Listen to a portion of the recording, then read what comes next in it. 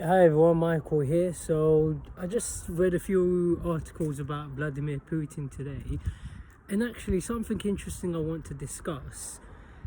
I actually think Vladimir Putin is the victim because I saw a video in which it had translations, and basically Vladimir Putin said the issue is if Ukraine join NATO, if Ukraine then try to take the Crimea by military force, the NATO alliance will automatically be drawn into war. They will help Ukraine take Crimea in a war against Russia.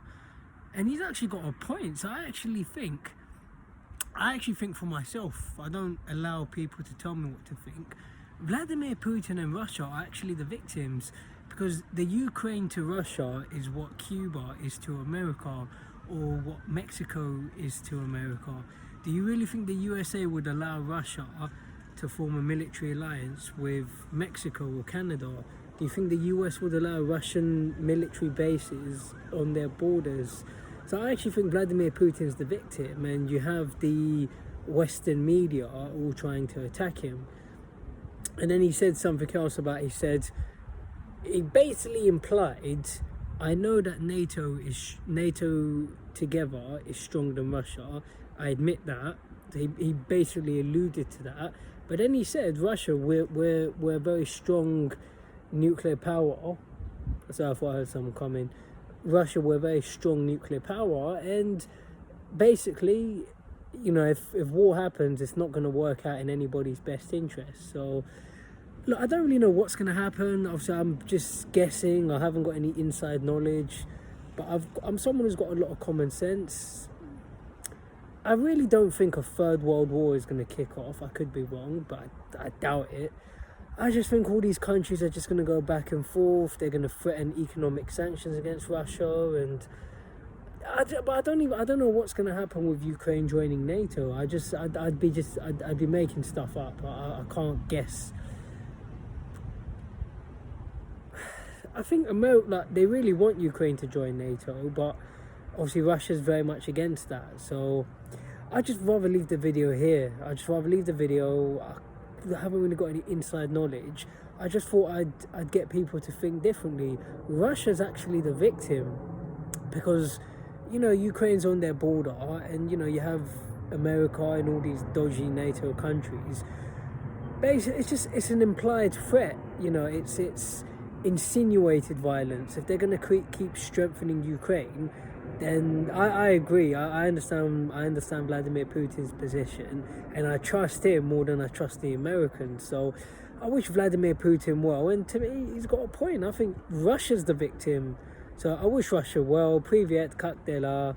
That's about all the Russian I can speak.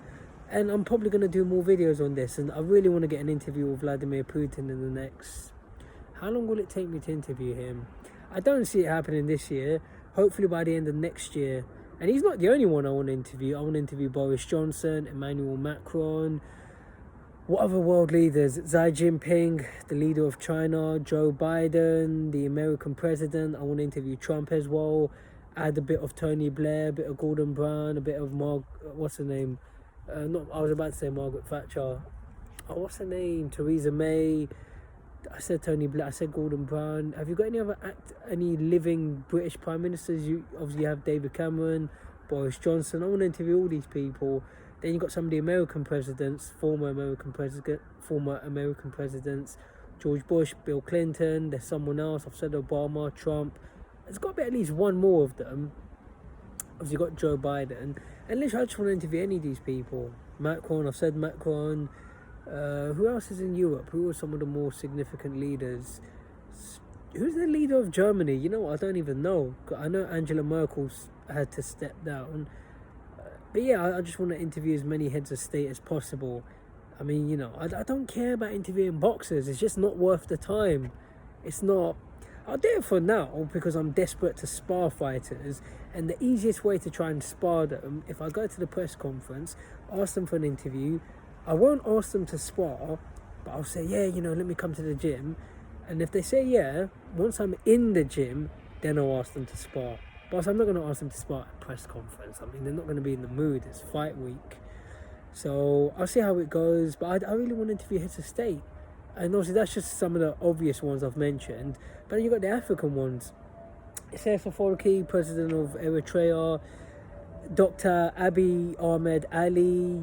You know, who else do I want to interview in Africa? Paul Kagame, Bobby Wine, who got robbed in the Ugandan election, Museveni. Who else can I think of? What's his name in Zimbabwe? The crocodile, they call him. I don't even know his name. I don't follow Zimbabwean politics that much. I would have loved to have interviewed Mugabe, but obviously he died. African heads of state. But then, you know, you keep getting so many military coups in Africa, don't you? It's like you can't even keep track of who's in power. You know, so I'll see how it goes. Take care, thanks for watching.